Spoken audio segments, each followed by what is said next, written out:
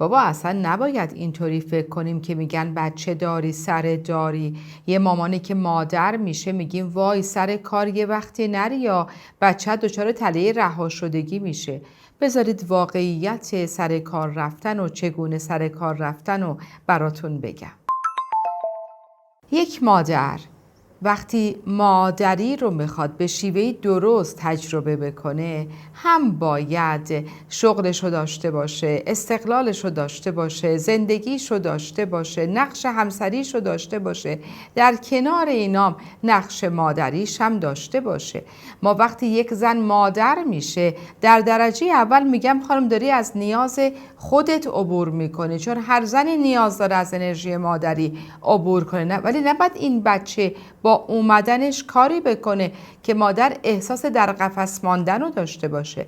پس مامانا میتونن برن سر کار، ولی یه سری اصول داره. بذار برات بگم. من فیروزه روستا، ماما، روانشناس و مدیر مسئول مرکز سلامت مادران، میدونم با تجربه‌ای که به دست آوردم به مامانا بگم خیالتون راحت، سر کارتون رو برین، ولی 1 2 3 4 هم بلد باش خانم. 1 2 3 4 به ما چی میگه؟ میگه در درجه اول قوانین جامعه رو ببین، هر جای دنیا که هستی مرخصی بعد از زایمان وجود داره، برو ازش استفاده بکن. اگر شرکتت داره بهت 9 ماه مرخصی رو میده، قطعا استفاده کن. میدونی چرا بهت میده؟ نه اینی که تو فکر کنی که شما 9 ماه بدنت به این استراحت نیاز داره. نه، بچه به ثبات نیاز داره. باید مراقبت کننده اصلی دم و دقه عوض نشه. چون آخه میدونی اگه یک کشوری بخواد سالم بار بیاد، انسان سالم میخواد و بچه ها انسانن و بچه ها نیروی انسانی آینده جامعه. اومدن فکر کردن، بررسی کردن، مطالعه کردن، دیدن سالای اول زندگی مراقبت کننده نباید دم و دقه عوض بشه. این تأثیر منفی بر روان بچه و نوع دلبستگیش میذاره. آخه میدونی نوع دلبستگی مراقب کننده اصلی نقش بسیار مهم در نوع رابطه این بچه در بزرگسالی با خودش و دیگران زندگیش داره. رابطه با پارتنر عاطفیش، با پارتنر کاریش، با پارتنر جنسیش. ما یک بار دنیا رو به واسطه مراقب کننده اصلیمون میبینیم و از همین اسناد و شواهد در آینده استفاده میکنیم. پس باید حواسمون جمع باشه. خب حالا دیگه میخوام برم سر کار. بیا برو سر کار. ولی کسی که از بچه در واقع میخواد مراقبت بکنه، اونم نباید دم و دقه عوض شه. پس قبل از اینی که سر کارت بری، 1 ماه 2 ماه قبل کسی که قراره از بچت مراقبت کننده کنار شما باشه. شما بچه مراقبت کننده، شما بچه مراقبت کننده.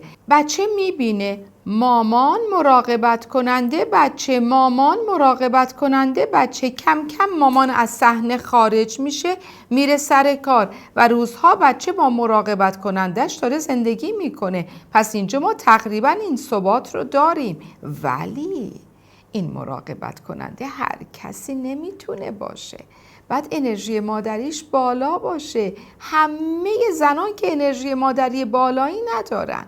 پس باید کسی رو انتخاب کنی که بلد کار باشه، انرژی مادریش بالا باشه، با مراحل رشد بچه آشنا باشه، بدونه دیگه سنین 7-8 ماه دیگه بچه میخواد دنیا رو بشناسه، میخواد اثر بر رو دنیاش بذاره، میخواد دست بزنه به همه چیز، ولی خب متوجه خطرات نمیشه. حالا اگر اون مراقبت کننده بی حوصله باشه، هی بگه نکن، نمیتونی، بلد نیستی، ای بچه ای بد، میذارم میرم، خب اینا تاثیر بر روان بچه میذاره. پس اگر یک مراقبت کننده سالم داشته باشم، ما بعضی وقتا دایه بهتر از مادر داریم. پس مراقبت کننده هم باید بلدکار باشه، انرژی مادریش بالا باشه. حالا شما از سر کار اومدی، من میدونم ما زنیم، یه عالمه چیز نیاز داریم. نمیدونم موامون رو باید یه روز رنگ کنیم، یه روز باید ناخونامون رو مرتب کنیم، با دوستامون یه روز قرار بذاریم، شب با شوهرمون دوستا شام بریم بیرون. میدونم، ولی وقتی مادر میشیم قرار نیستش که اگر یکی از این شغلای من قرار قربانی بشه مادری باشه. پس پلنتون رو با همسرتون بچینین و بدونید وقتی که یک مادری تصمیم میگیره در این سن بچه بره سر کار، دیگه اومد خونه باید مال بچهش باشه. نه تازه اینه که من برم غذا رو درست بکنم تا بچه بازی کن. نه، من میخوام دلبستگی مامان با بچه ایمن بشه. پس مامان با بچه بازی میکنه، مامان کارای بچه رو میکنه، دیگران میرن غذا درست میکنن. اگر من به این صورت برم و مامان بعد از حضورش از سر کار پاسخگو و در دسترس در کنار بچه باشه، من فکر نمی کنم این مامان شاغل آسیب به بچهش برسونه. بعضی وقتا ما مادرایی داریم که تو خونه هستن ولی نیستن، یعنی از نظر عاطفی حضور ندارن، فقط حضور فیزیکی دارن. و اینجا امکان داره این مادر طرد کننده که فیزیکی هست ولی احساسی و عاطفی نیست آسیب بیشتری به بچهش برسونه. یه نکته دیگه هم دوست دارم بهت بیام بگم و اونم اینه، شما دقیقاً در سنینی بچه رو ترک میکنی، 8-9 ماه دیگه مرخصیات تموم میشه، در سنینی بچه رو ترک میکنی که اضطراب جداییش شروع شده.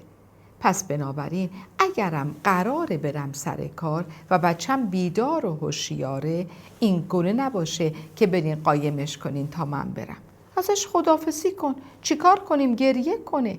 ولی وقتی بگه قایمش کنین تا من برم، پیامی که تو ناخودآگاهش میره، آخه میدونی قدرت یادگیری بچه خیلی بالاست، فقط تو حافظه ناآشکارش میبره.